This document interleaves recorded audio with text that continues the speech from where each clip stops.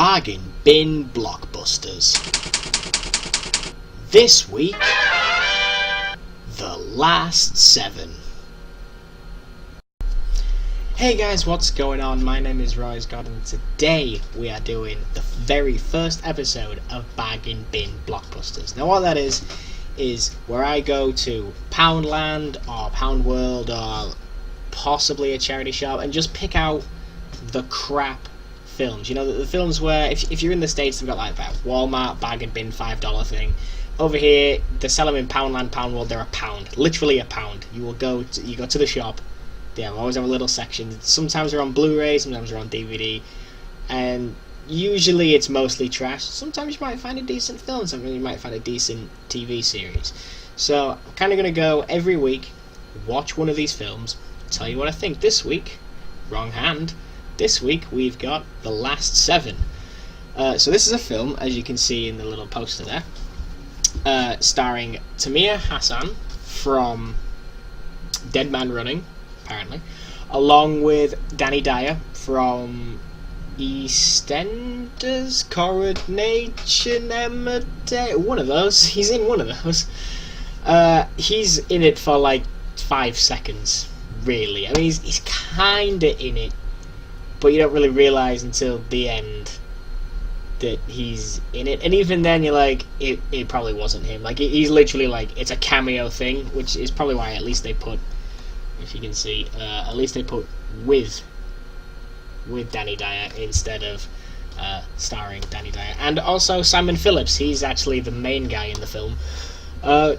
It was alright, it was okay. I'll read you the quick synopsis, and I won't let, well, go ahead, go home, watch it. It's a pound, so you know, you're not really going to miss out. 84 minutes, and it is an 18, by the way, for strong bloody violence and gore. It's more psychological violence, I want to say. There's not really a hot... Okay, I mean, there's violence, there's some shooting and things like that, but as far as gore, I mean, you see some blood, and it's more... It's not gory where it's like a zombie film, it's gory where people are just, like, have blood on them, and it's slightly creepy. It's more that kind of thing than a gory thing. So I'd give it an 18, possibly for the language. There is a fair bit of language in it, which oddly it doesn't say on the back. So maybe there wasn't, I guess, and I just thought there was. But it's an alright film anyway. I'm going to read the synopsis for you. So, Dead Man Running's Tamer, Hassan and Dyer. Yeah, okay. Explosively reunite for this taut action thriller. I don't think they're in any of the same scenes together. In which a cataclysmic event has left London deserted under the thrall of a sinister presence. Again. When William, Simon Phillips, awakes from unconsciousness, he finds himself confused and alone in an empty London street. As he explores the area, he discovers that not only are the people missing, but so are his memories. A chance encounter teams him up with 6 other lost souls, led by soldier Jack, that's Hassan, who are all haunted by fractured memories of a devastating event. After a terrifying attack on one of the survivors, Jack realizes they are not the only survivors, and the race is on to escape the capital and the darkness that stalks its desolate streets.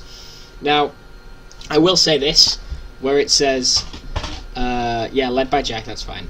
After a terrifying attack on one of the survivors, Jack realizes they're not the only survivors. First of all, survivors twice in that sentence. Second of all, it's not Jack, it's William that realizes. Jack's kind of he's the soldier on the front cover, but he is definitely, I'm a soldier, I will do what I'm programmed to do, I suppose. So he doesn't really... He's not really the one. It should have said William. It doesn't give anything away in the film, just by changing the name from Jack to William. But pedantics on the back of your film.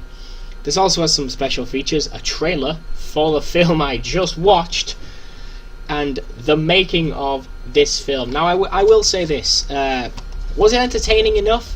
Yeah. Did it keep me guessing what the little twist was?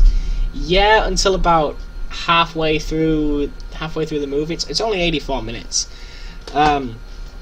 It's filmed nicely. There's a lot of really big shots and then a lot of really, really tight in, and there's not a whole lot of dialogue for the first 20 minutes. But it's kind of nice. You just see these huge wide shots of a very desolate London, and I'm not sure it was filmed in London, because London definitely looks deserted, and it's definitely light out for most of this film, which I think is a nice twist on sort of a horror. I mean, it's not a horror film, it's not like a survival film, but just like a little weird psychologically thriller thing.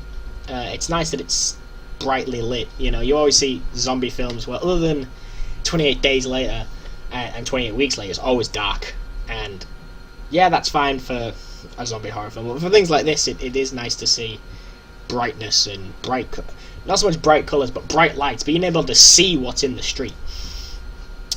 So yeah, I enjoyed the movie enough, and it kept me guessing enough for the first half. Well, there are a few problems with the film, but the story's not great, but it does just enough keep you engaged.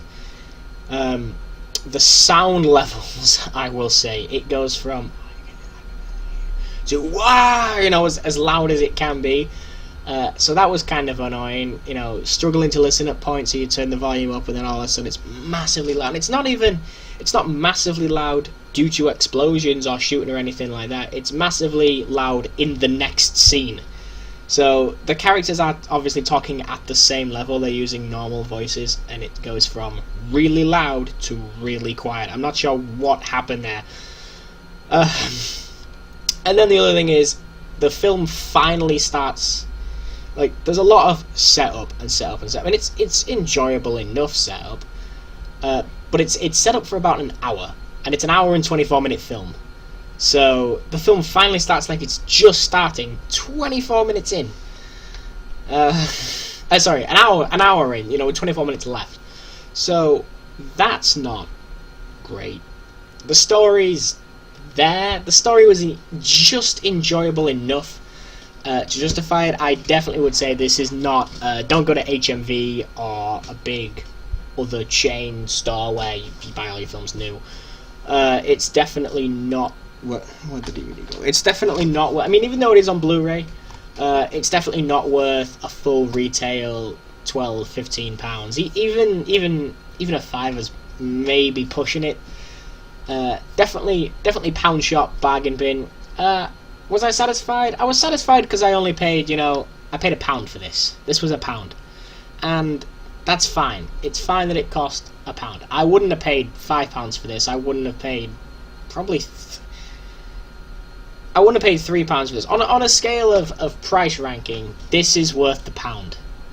It's worth £1 just for some cheap, average flick, entertainment for an hour and a half. That said, will I ever watch it again? No. Will it go in the bin? I mean, no, because I don't really throw movies in the bin. But yeah, it's okay. It's alright. If I had to give it a star rating, I'd give it like 2.5 stars out of 5. It's very average. But guys, that is it from me for this episode, the first episode of Bargain Blockbusters. Let me know if there's any films that you've seen in either, I nearly said Primark, in like Poundland or Pound World or any other bargain places. Not so much charity shops, because there is a charity shop near me that sells everything for £1 and they have quite a lot of films in. But charity shops is different because you typically see decent films in a charity, like Invictus, or I don't know why I chose Invictus. Inception, like Shawshank Redemption, things like that, things that are actually good but slightly older, you'll see in there for £1. So I'm not really going to do those. This is more of a new release film. When did this one come out? This came out in... okay, this is old. This came out in 2010. But I saw it recently in the pound shop. So I think I'll always buy them new for £1. I think that's what we're going to go with.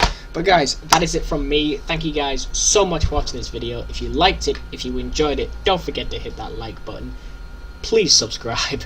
And I will see all you guys in the next video.